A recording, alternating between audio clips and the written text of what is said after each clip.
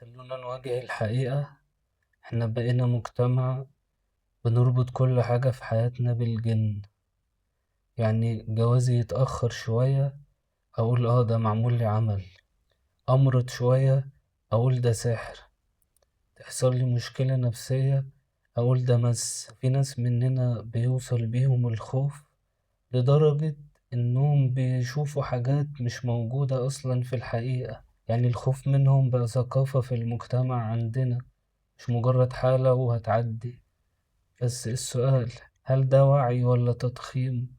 وهل اللي احنا بنسمعه عن الجن ده هو فعلا اللي اتقال عنهم في القرآن، ولا احنا الحقيقة مش كاملة معانا؟ السلام عليكم، أنا أحمد، ودي حلقة جديدة من سلسلة علاجنا صورة. فسورة الجن في القرآن بتبدأ بحقيقة غير الحقيقة المرعبة اللي في دماغنا خالص. الجن في أول السورة بيقولوا: أعوذ بالله من الشيطان الرجيم، إنا سمعنا قرآنا عجبا يهدي إلى الرشد فآمنا به. الجن نفسهم أمنوا. بعدين بيقولوا في آية تانية: وأنا منا الصالحون ومنا دون ذلك. يعني الجن فيهم صالحين زي ما احنا فينا ناس صالحة وفينا ناس مش كويسة. فاحنا ليه بقى متخيلين ان كلهم أشرار؟ ليه مخيلتنا عنهم دايما سوداوية؟ وبعدين لازم نعرف ان هم تحت سلطان ربنا. الآية برضو في السورة بتقول: وأنا ظننا أن لن نعجز الله في الأرض ولن نعجزه هربا. هم نفسهم بيعترفوا إنهم ما يقدروش يهربوا من قدرة ربنا. والقرآن بيقول لإبليس: إن عبادي ليس لك عليهم سلطان. يعني ربنا بيقول للشيطان نفسه: عبادي المؤمنين انت ملكش دعوة بيهم. في سورة النساء الآية الكريمة بتقول: إن كيد الشيطان كان ضعيفا. لازم تبقى حقيقة راسخة عندنا. إبليس ده أكبر جن، هو الملك بتاعهم.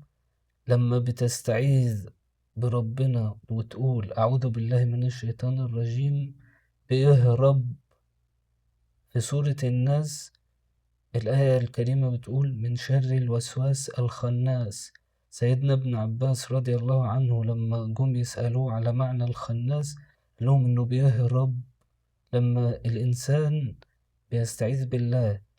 يعني تخيل مخلوق، انت مجرد ما بتقول أعوذ بالله من الشيطان الرجيم بيجري، ومع ذلك انت مرعوب منه كل الرعب ده. يعني تخيل إن أكبر جن فيهم لما بنقول أعوذ بالله من الشيطان الرجيم بيهرب، بي بيجري. فليه إحنا مرعوبين من مخلوق ضعيف كده؟ سيدنا النبي عليه الصلاة والسلام بيقول في الحديث الشريف: إذا قرأ ابن آدم السجدة اعتزل الشيطان يبكي. يعني لو قريت سورة السجدة الشيطان بيقعد يعيط، بيبكي بيعيط. انت متخيل؟ الشيطان ابليس اكبر جن فيهم بيقعد يعيط لما تقرا سورة السجدة. متخيل هم ضعاف ازاي؟ ليه بنخاف منهم كده؟ الخوف الزيادة ده هو المشكلة. في سورة الجن آية تانية بتقول: وأنه كان رجال من الإنس يعوذون برجال من الجن فزادوهم رهقا. يعني لما البشر استعانوا بيهم وخافوا منهم التعب زاد.